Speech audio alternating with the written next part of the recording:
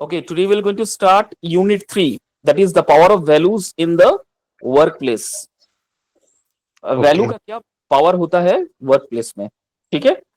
The this presentation देखो मैंने बहुत सुंदर से बनाया. This presentation will explore the crucial role of values play in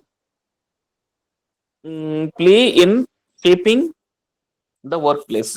Okay, from individual growth to the organization success, we all delve into the characteristics, types, and importance of values, and examine how aligning personal and organizational values leads to a more fulfilling and productive work environment. Okay. So this we're going to learn the characteristics, types of work value, what are the characteristics of work value, what are the importance of values, and also we're going to learn the personal organizational values. We're going to learn the personal organization values lead to a leads to a fulfilling productive work environment. ठीक है, हम लोग ये सब पढ़ेंगे. Ma'am please go to the next slide. Now, what are the characteristics of values? Understanding values, characteristics, types, and importance. मैंने एक ही slide में कोशिश किया है कि सब कुछ बता देने का, बिकॉज अदरवाइज खामखा वो एक्सटेंड हो जाएगा. इसके लिए 4-5 स्लाइड अलग से. ठीक है, तो मैं इतना बड़ा यूनिट्स को मैंने छोटा छोटा वे में बताया है ताकि इजियर रहे, कन्वीनियंट रहे. ठीक है, तो पहला कैरेक्टरिस्टिक्स पढ़ते हैं. What is the characteristics of value? Values are enduring beliefs that influence our choices, guide our behavior, and shape our perceptions. Okay, always remember that our values, if we give credit to our values, if we keep ourselves values up, positive values, then only we'll going to get the credit from others. Apart from that, it will going to change our behavior and our perceptions. Perceptions मतलब पहले भी बताया था, our ideas, thought process. ठीक है, जिसका जैसा values है सोसाइटीज में, वह उसी तरह का परसेप्शन, उसी तरह का थॉट प्रोसेस दूसरों के माइंड भी चलता है, और मतलब खुद के माइंड में भी चलता है. सपोज फॉर एग्जांपल, दो तरह के इंसान समाज में रहता है, एक बुरा एक अच्छा.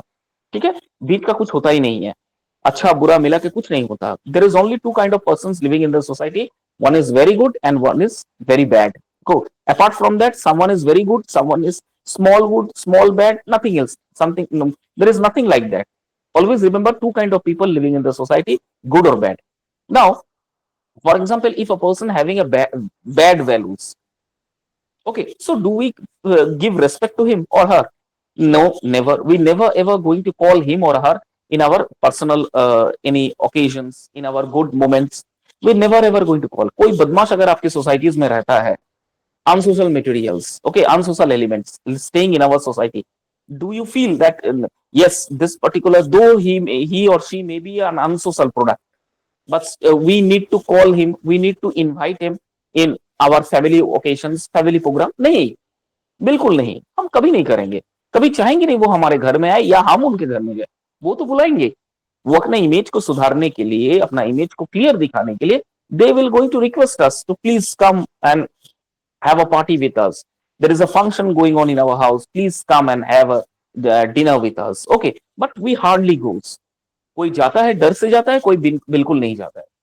ठीक है, लेकिन एक समाज का जो अच्छा व्यक्तित्व है, जिसका वैल्यूज अच्छा है, जिनका परसेप्शन अच्छा है, जिनका थॉट अच्छा है, ये बहुत अच्छा सोसाइटीज में रहते हैं विद अ वेरी गुड शांत एग्जाम्पल्स, वेरी गुड एग्जाम्पल्स. तो हम उनसे मिलना चाहते हैं, हम उनसे बात करने के लिए पसंद करते हैं. We like to talk with him. We like to make him comfortable in any occasions that comes to us. Okay, we always try to help him. Okay, whatever the situation is. Okay, so this kind of people are there in the society. And why it's difference? Why there is a difference? Because the difference on the choices. Okay, and shape our perceptions. इसी तरह से वो हमें influence करते हैं, shape करते हैं और हमारे परसेप्शंस को चेंज करते हैं. ये कैरेक्टरिस्टिक्स होता है. Now values are of different types. ठीक है, ठीक है. Values can be categorised as personal, societal, or professional, each with its own set of principles and priorities. Okay, values can be categorized as personal, societal, और professional. तीन तरह का होता है, ऑलवेज रिमेंबर। वैल्यूज तीन तरह का होता है, एक होता है पर्सनल, दूसरा होता है सोसाइटियल, और तीसरा होता है प्रोफेशनल। ठीक है, each with its own set of principles and priorities, जिनका अलग अलग प्रिंसिपल्स होता है, अलग अलग प्रायोरिटीज होता है। Okay, now the third one is, what is the importance of values? Values provide a framework for decision making, fostering integrity, ethical behavior, and a sense of purpose in the workplace. ठीक है, this is the importance of value. क्या है? Value provide a framework for decision making.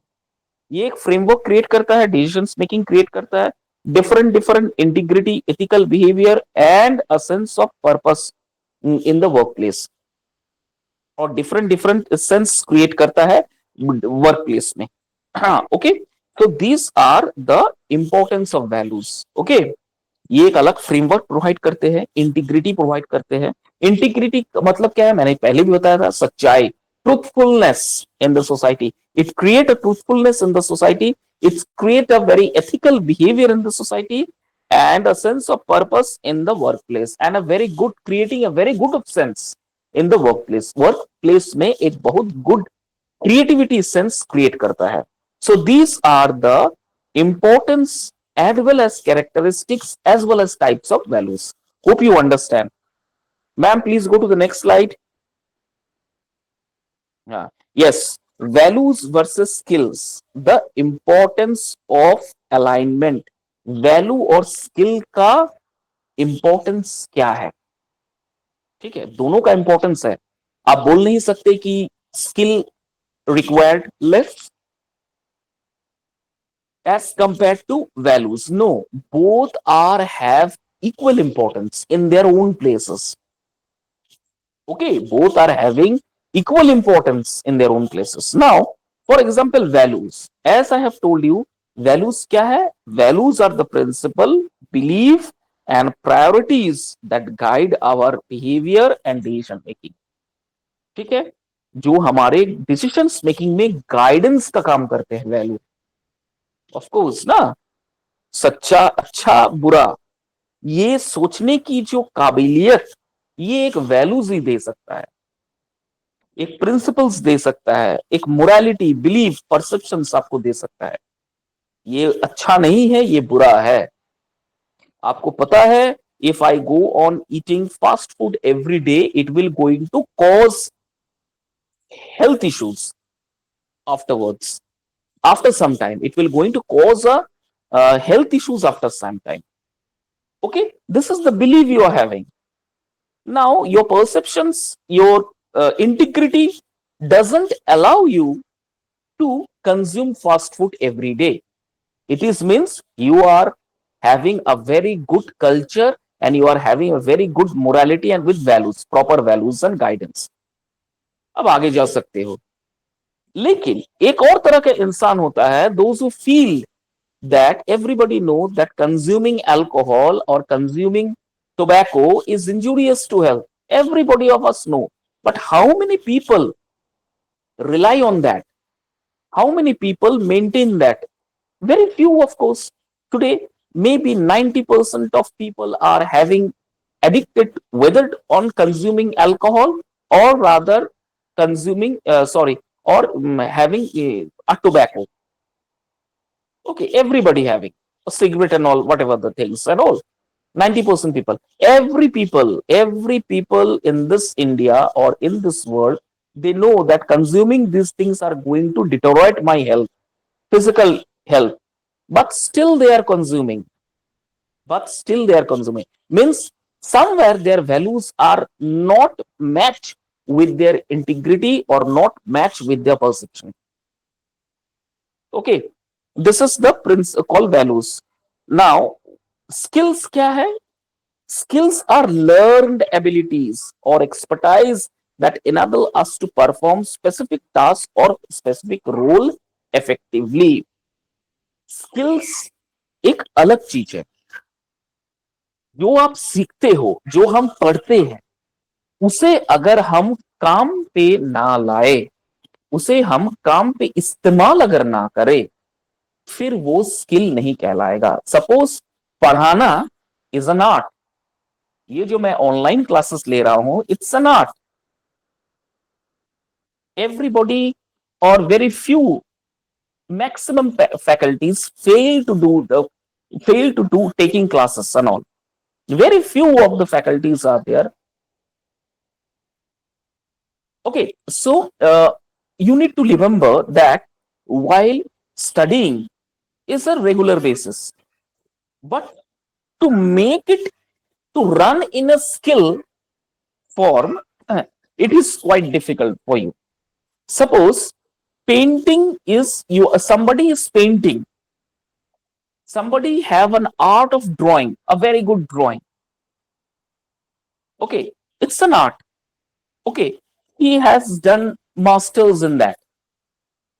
But if that particular person doesn't have the skill when it is required in the workplace, then it is of no use. But if somebody else use it as a skill in at workplace and enhance his or her knowledge further, then it is a skill. Suppose आपने C plus plus, सी या फिर जावा, Python, ये सब कुछ सीखे हो, computer course सीखे हो, लेकिन अगर वो सीखना कुछ काम में नहीं आया, वो वैसा का वैसा सीख के कॉपी किताब में ही पढ़ा हुआ है, कभी उसे आप प्रैक्टिकली नहीं किए हो, प्रैक्टिकली जहां जरूरत है वहां आपको नहीं आता है, it is unnecessary, it is of no use. और उसे आना, it is called skill. Suppose अपने जावा पाइथन सीखे हो, आप किसी को सिखा रहे हो, it's a skill, it's an art. आप सीख के कंपनीज में काम कर रहे हो, it's an art. Okay, this is skill. ठीक है, तो this is the difference between value and skill. Now this two are interconnected in a work place. ये कैसे दोनों इंटरकनेक्टेड है? वर्क प्लेस में आप जहां ऑर्गेनाइजेशन में काम करते हो, wherever you work in any organisation, you need to amalgamate you should have the alignment of this two। ये दोनों एक मिक्सचर है, ये दोनों का कॉम्बिनेशन इक्वल रेशियो में होना चाहिए, तब जाके आप वर्क प्लेस में सक्सेस हो पाओगे। अगर ये दोनों इंटरकनेक्टेड नहीं है, एक अच्छा है एक बुरा है, एक बुरा है तो एक अच्छा है, सपोज स्किल अच्छा है लेकिन वैल्यूज आपका कुछ भी नहीं है, वैल्यूज आपका अच्छा है, स्किल नहीं है, फिर आप वर्क प्लेस में ज्यादा दिन टिक नहीं पाओगे। It's very difficult for you to stay in the work place, in that particular work place. रह भी जाओगे, आपका अप्रेजल कभी नहीं होगा, आपका प्रमोशंस नहीं होगा, आपका इंक्रीमेंट्स नहीं होगा, रह जाते हो रह जाते हो। बहुत जन ऐसे है, मैंने आपको पहले भी बताया था, lot of employees are there who doesn't want to change as the time goes on। they always try to remain in the same means what you can say comfortable area, comfortable zone से वो बाहर निकलना नहीं चाहते हैं, सीखना नहीं चाहते, doesn't want to do that। he or she always try to remain in the same comfort zone। 9 से 4 बजे तक ड्यूटी करेंगे, जितना है एक दो कुछ काम आया तो करेंगे, नहीं तो फिर बैठ के गप्पे मारेंगे। 4 बजे जैसे बजे बैग उठाए, झोला टांगे, घर वापस आ गया। ये है कंफर्ट जोन। इस तरह के एम्प्लॉयज को रखा जाता है, बहुत सारा ऑर्गेनाइजेशन में रखा जाता है। ये बहुत पुराने ऑर्गेनाइजेशन में, if the organisation is very poor, they make you to stay in that organisation but without any compromise. ना आपका सैलरी, वही सिर्फ सैलरी आपको टाइम टू टाइम में मिलेगा, apart from that there is nothing else will be provided to you. Okay, means because the management knows you are of nothing, you are of nothing, you are just coming here passing your time। so कुछ तो काम आपका आता है, चलिए वो पुराना काम ही आप कर देते हो, उसके लिए अगर बाहर से अलग से बुलाया जाए, सैलरी डबल पेड करना पड़ेगा। चलिए कोई बात नहीं, वो काम करने के लिए आपको रखा गया है, सिर्फ वही काम आप कीजिए, कम सैलरी में, ना आपका इंक्रीमेंट, ना आपका प्रमोशन, ना आपका अप्रेजल, कुछ नहीं, वही रहिए। तो दोनों खराब है। अगर एक दूसरे से दोनों इंटरकनेक्टेड है, दोनों वर्क प्लेस में इक्वली चाहिए, इक्वल रेशियो में चाहिए, तब जाके आप यू कैन गेट सक्सेस और you can achieve your goal. Okay, this is called the value versus skill. Okay, समझ में आ गया? Is it, do you have any doubt? No, okay, sir. Very good ma'am, please go to the next slide. हाँ, yes, अब आ जाते हैं Aligning personal and organizational values. Sorry, मैंने थोड़ा सा स्पेलिंग दूसरा कुछ लिखा है. पर्सनल वैल्यूज, ये जो पर्सनल वैल्यूज है ये थोड़ा सा दूसरा एक्सेंस में लिखा जाता है in different work place. Organisational organisational values, ये भी कुछ दूसरा लैंग्वेज में, दूसरा कंट्रीज में इसका प्रोनाउंसिएशन इस तरह से होता है. American accents versus British accents. Confuse मत हो जाना कि सर ने गलत स्पेलिंग लिखा है. नो no, कुछ एक अमेरिकन एक्सेंस में लिखा गया है, एक ऑर्गेनाइजेशनल वैल्यूज जो है it is in British accents. So don't get confused. Okay, so what is personal values? Personal value क्या है, ऑर्गेनाइजेशन वैल्यू क्या है, अलाइनमेंट क्या है? चलिए पढ़ते हैं. Personal values, these are your own care principles and believe that guide your actions and decisions. Okay, that guide your actions and decisions. क्या है? These are your own core principles. These are your own core principles and belief that guide your actions and decisions. ये एक own अलग सा core principles है and belief है, विश्वास है, जो कि आपको गाइड करता है आपके actions और decisions लेने में, making में. Organization value क्या है? There are the principles, these are the principles that guide an organization's behavior, culture and decision making. शायद मैंने ये पहले भी पढ़ाया था. ऑर्गेनाइजेशन वैल्यूज क्या है, पर्सनल वैल्यूज क्या है, मैंने आपको पढ़ाया था. सेम चीज यहां पर दिया गया है.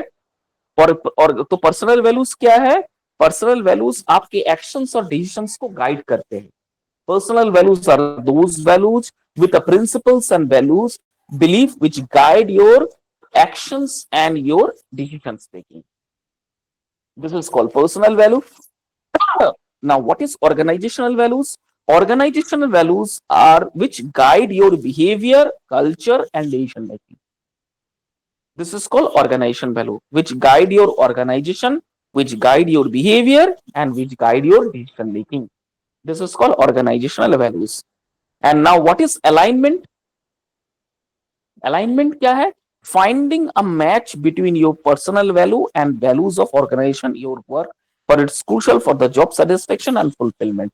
Alignment मतलब क्या? दोनों के बीच का, दोनों के बिटवीन, दोनों के बीच का एक मैच है, एक कंपैरिजन है, जहां पर ये दोनों की जरूरतें जो है एक ऑर्गेनाइजेशन में सबसे ज्यादा इंपॉर्टेंस है. where there is a more important in your organization, which is very crucial for your job satisfaction and fulfillment. जो सबसे ज्यादा इंपॉर्टेंट है आपका जॉब सेटिस्फेक्शन और उसका फुलफिलमेंट को लेके. This is called alignment. Ma'am please go to the next slide. Yes, what is the building a values driven culture? Values को डिफरेंट डिफरेंट कल्चर्स में आप कैसे उसको बिल्डअप कर सकते हो. ठीक है, पहला कॉर्पोरेट वैल्यूज, दूसरा है बिजनेस वैल्यूज, तीसरा है ऑथेंटिसिटी. ठीक है, पहला है कॉर्पोरेट वैल्यूज, दूसरा है बिजनेस वैल्यूज, तीसरा है ऑथेंटिसिटी. तो पहला कॉर्पोरेट वैल्यूज क्या है? These are the guiding principles that shapes an organization's vision, mission, and overall behavior. Okay, so this is an these are the guiding principles. ये एक guiding principles है जो कि ऑर्गेनाइजेशन का vision, mission and overall behaviour को change guide करता है. ठीक है, बिजनेस वैल्यूज क्या है? These are the principles that guide business operations, ethical conduct, interactions with stakeholders. Okay, this is the business values. So people, the organizations who have the business value, definitely they will going to operate ethical conduct. They will going to put much emphasis on ethical conduct. Interactions with the stakeholders. Interaction with the stakeholders means your employee, your suppliers. These are all stakeholders. Now, what is authenticity?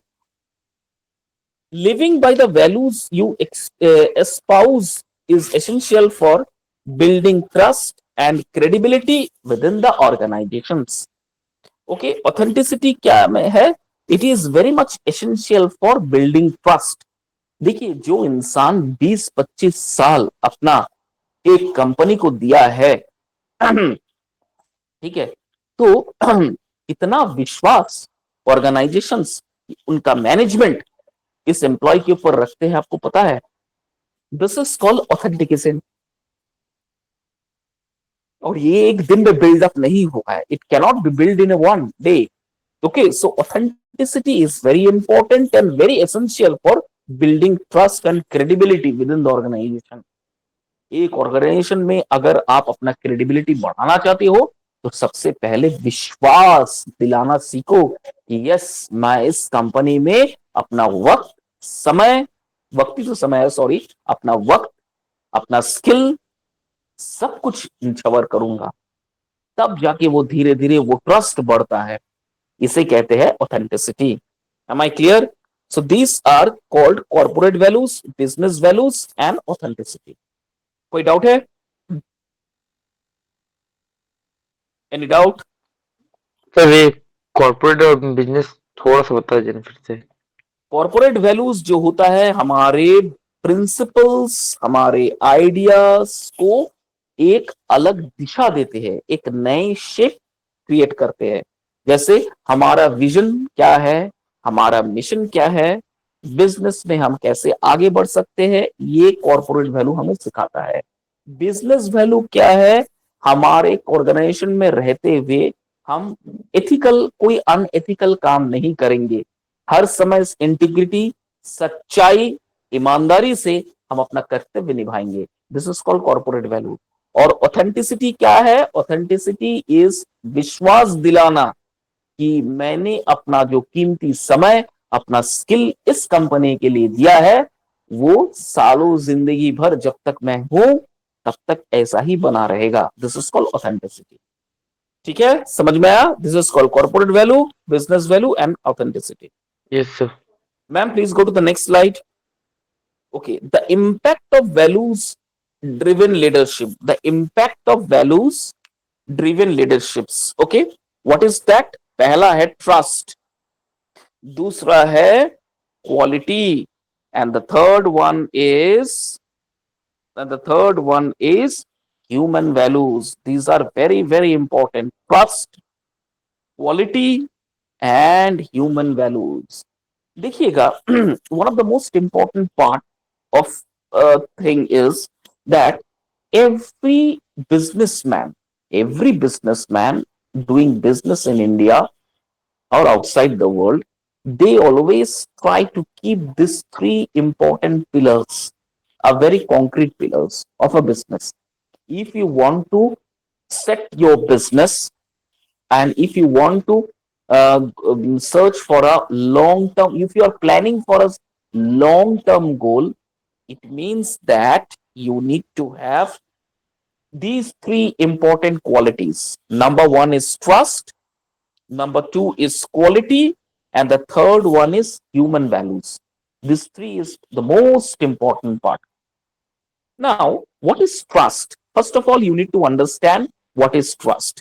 Now, this is called the values driven leaders build trust by demonstrating integrity, fairness, and transparency. Remember one thing, this is trust is something which has been demonstrating the integrity. Integrity मैंने पहले ही बताया था, सच्चाई, fairness, neat and clean business and transparency, very clear business. आप अगर customer deal कर रहे हो, एग्जाम्पल के तौर में ये बताना चाहता हूं, suppose if you are dealing with a customer, if you are selling something to a customer, then these three important things you need to have in your mind. That is integrity, sachai, fairness, very clean, and transparency, very clear. Suppose you are selling something to the customer.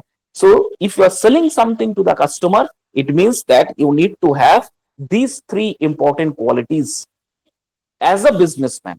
Whatever you do at your home or with your friends, that is different thing. But whenever you are in the business and whenever you are dealing with any customer, then you need to maintain these three important parts: integrity, fairness, and transparency.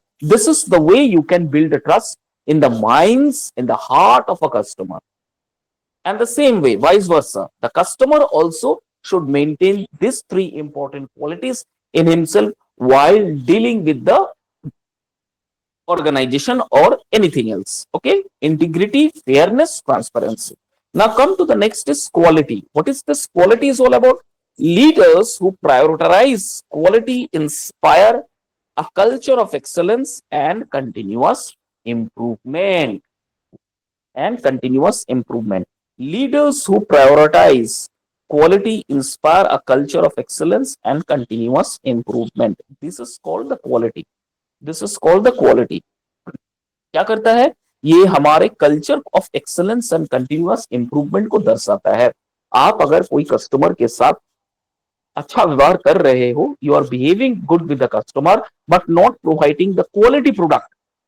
आप अगर उसे quality product नहीं दे रहे हो, जो date expire हो गया उस डेट का प्रोडक्ट आप दे रहे हो, जो अच्छा कम क्वालिटी, पैसा मैं उतना ही दे रहा हूं. Suppose he is paying lump sum amount of money for that particular product, but okay, so what will happen? The quality will going to degrade it. Okay, and there will be no improvement.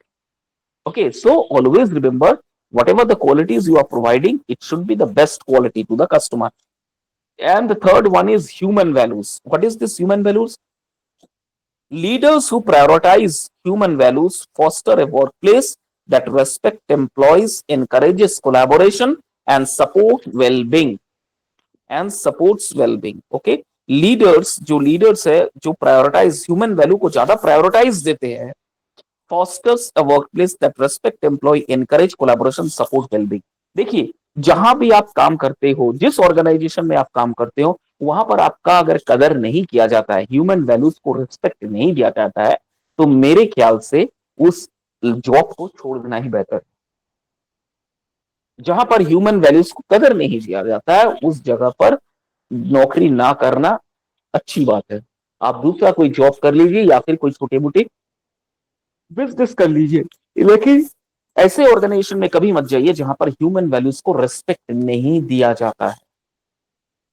Human values are not getting proper respect और proper treatment from the higher level management. नहीं जाना चाहिए. फर्ज करो 1 जनवरी को picnic हो रहा है. मैं एक एग्जाम्पल देता हूं. ये एग्जाम्पल इसलिए दे रहा हूं कि इस एग्जाम्पल को का रेफरेंस शायद मैंने गूगल में पढ़ा है. I have read it in a Google और ये बहुत खराब लगा. एक ऑर्गेनाइजेशन में, एक organisation, I don't want to relate the name of an organisation and disclose the name of organisation. अच्छा नेम और फेम्ड ऑर्गेनाइजेशन है, ठीक है.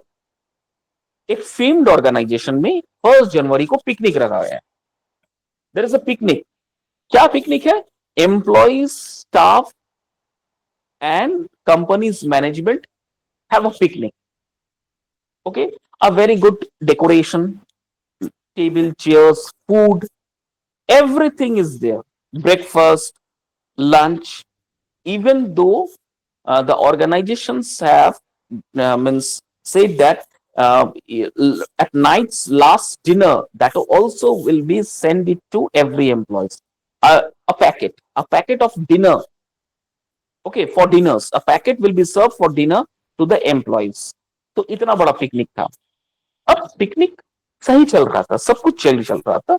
एक जगह गलती हो गया जिसकी वजह से क्या होता है, इतना बड़ा क्रिटिसाइज हुआ है कि ह्यूमन वैल्यूज नहीं है. और इस काम करने के बाद बहुत सारे एम्प्लॉयज ने रिजाइन दे दिया था. क्या हुआ था कि दोपहर का जब लंच हुआ था, ब्रेकफास्ट तक तो सब ठीक ठाक चला, दोपहर का जब लंच हुआ उसमें देखा गया कि फॉर एम्प्लॉयज, जो और एम्प्लॉय काम करते हैं वहां एज एन ऑर्गेनाइजेशन में, उन लोगों के लिए शाम और दोपहर में बॉयलर चिकन बना था. और जो मैनेजमेंट्स के टॉप लेवल मैनेजमेंट्स है और जो very close to the management है, उस तरह के मतलब उस तरह का मैनेजमेंट्स के लिए देसी चिकन बना था.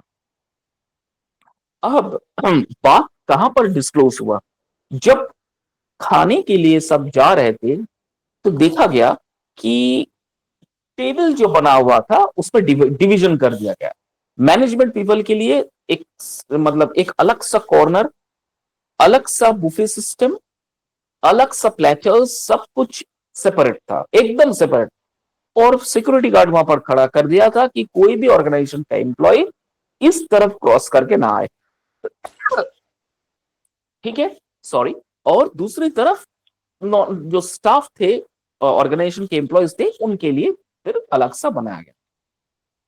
ठीक है, तो ये बात जब पता चला कि हमारे लिए अलग खाना और कंपनीज के लिए, मैनेजमेंट्स के लिए अलग खाना बना है, तो वहां पर क्या हुआ, बहुत सारे एम्प्लॉयज ने बिना खाए चुपचाप हाथ धो के उठ के आ गए और दूसरे दिन जाके धड़ाधड़ नियर अबाउट मैक्सिमम एम्प्लॉयज ने रेजिग्नेशन लेटर टेबल में जाके डाल दिया।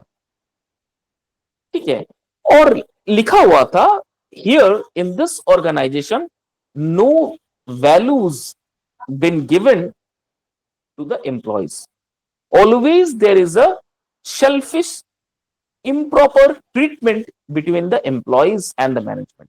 इस तरह का कुछ लिख के नोटेशन आया था गूगल में। ओके, सो जहां पर आपको लगता है कि यहां ह्यूमन वैल्यूज का कोई कदर नहीं है, जहां पर एम्प्लॉयज को इनकरेज नहीं किया जाता है, एम्प्लॉयज को रेस्पेक्ट नहीं दिया जाता है, एम्प्लॉयज को सपोर्ट नहीं किया जाता है, उस जगह पर काम नहीं करना चाहिए। ठीक है, this is called the trust, quality and human values. Ma'am, please go to the next slide. Okay, now this is one is navigating ethical dilemmas at workplace. What are the different dilemmas? Means what are the different structures or characteristics of workplace? Now, पहला है identify the dilemma. Okay. Two, consider values. Three, seek guidance. Okay, these are the three ethical dilemmas, और these are the three navigations का मतलब क्या होता है, navigate करना। Navigate का मतलब क्या है, पॉइंट्स करना, पॉइंट पुट पॉइंट्स। ओके, तो पहला है identify the dilemma, clearly define the ethical conflict and the potential consequences of the different choices. Consider values, consider values, apply your personal and professional values to guide your decision making process. Third है seek guidance, consult with trusted colleagues, mentors or ethical guidelines for support and perspective.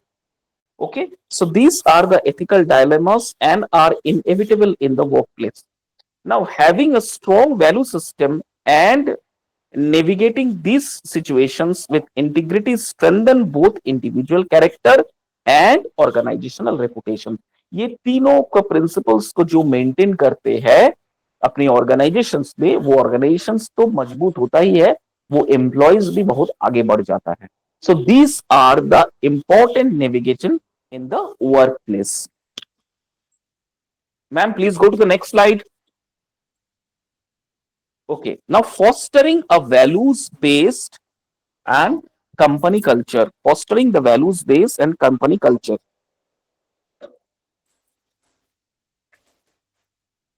Now, what are this fostering a values based company culture? Define value, ये तो पहले मैंने बता चुका, तो वही values का डेफिनेशन दिया हुआ है। Companies core values ensure that they are understood by everyone. Embedded values, integrity values into company policies, training programmes and performance review, इसे कहते हैं embedded values. Reward and recognition, ये एक तरह का वैल्यूज दिया जाता है, क्या है, एक्नॉलेज दिया जाता है, एक्नॉलेज किया जाता है, रिवॉर्ड्स एम्प्लॉयज को दिया जाता है ताकि वो और अच्छा सा काम कर सके। ये इसलिए जरूरी है ताकि कंपनीज को और आगे बढ़ने में और एम्प्लॉयज को मोटिवेशन मिलता है ताकि वो और अच्छा काम कर सके, he can work more and more efficiently. So these are the three important rules or values or human values that an organization should keep for their employees. That is embedded values, reward and recognitions, and obviously the value. Okay एक और values होता है जिसके जिसके लिए रखा जाता है, that is called cultural values. ये एक और वैल्यू है। कल्चरल बेस्ड वैल्यू जो है वो अट्रैक्ट करता है top talent, fosters employ engagement and enhances overall organisational success. अगर आप ऑर्गेनाइजेशन का ओवरऑल सक्सेस को चाहते हो कि वो मीटअप करे, तब जाके वो क्या होता है, एट वेरी टॉप वो पर पहुंच जाता है।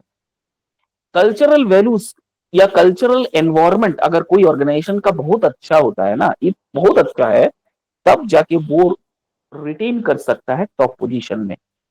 ऑर्गेनाइजेशन में, हर एक छोटे मोटे ऑर्गेनाइजेशन में ये कंपटीशन लगा रहता है कि मैं वैल्यू बेस्ड, कल्चर बेस्ड और रिवॉर्ड्स विथ एंड रिकॉग्निशन, ये चारों का कॉम्बिनेशन मैं अपने ऑर्गेनाइजेशन में रखूं ताकि ये आगे बढ़े, मेरा ऑर्गेनाइजेशन और आगे बढ़े। This is called the fostering the value based companies and cultures. Ma'am please go to the next slide. Okay ये है empowering employees to live their values. Empowering employees to live their values क्या क्या है? पहला है autonomy, दूसरा है accountability, तीसरा है डेवलपमेंट। देखो अगर आप चाहते हो कि ऑर्गेनाइजेशंस में नाम हो, तो आपका जो सबसे इंपॉर्टेंट स्टेक होल्डर है एम्प्लॉयज, उसको खुश रखना बहुत जरूरी है। ठीक है, अब उसको खुश कैसे रखेंगे? सबसे पहले क्या रखेंगे, आप एम्प्लॉयज को फ्रीडम दिए टू डिसीजन मेकिंग में। कुछ जगह डिसीजंस लेना है, आप उसको थोड़ा सा फ्रीडम दीजिए ताकि वो अच्छे से डिसीजंस लेके और आगे अच्छा काम कर सके। अगर वो डिसीजन लेने में असमर्थ है, unable to take the proper decisions on a right time, then you help him, guide him as a team leader, as a management। तब जाके क्या होगा, उसको एक प्रोत्साहन मिलेगा। He will going to get a support from the management that yes, at the back of point, at the back of my hand, at the back, my management is there to stand for me, not against me, stand for me। तो वो decision लेने में समर्थ रहेगा। दूसरा है क्या, accountability. Okay आप उनका रिस्पॉन्सिबिलिटीज को देखिए, उन पे उनका रिस्पॉन्सिबिलिटीज आप भी कुछ लीजिए, टाइम टू टाइम पेमेंट करना, time to time appraisal, time to time increments, time to time और फैसिलिटीज प्रोवाइड करना। तब ना जाके एक उत्साह रहेगा दूसरे दिन काम करने का। तीसरा है डेवलपमेंट। क्या है, provide opportunities for personal and professional growth aligned with company values. जैसे जैसे कंपनीज का वैल्यू अपग्रेड हो रहा है, बढ़ रहा है, उसी तरह से उनको भी प्रोफेशनल वे में आप उसे स्किल्ड और बढ़ाइए। उनका स्किल बढ़ाने के लिए different different classes, different things are there, workplace are there, different what you can say classes are there, skills classes are there, ताकि वो और डेवलपमेंट ज्यादा कर सके, क्योंकि कंपनी जब आगे बढ़ेगा, एम्प्लॉयज को भी तो आगे बढ़ाना है। तो इस तरह का कुछ जो मतलब टीचिंग वाला जो क्लासेस है, इससे क्या होगा, वो और मोटिवेट होगा और बढ़िया से वो काम करेगा, जो कि ऑर्गेनाइजेशन के लिए एक फ्रूटफुल देखा जाता है। Am I clear?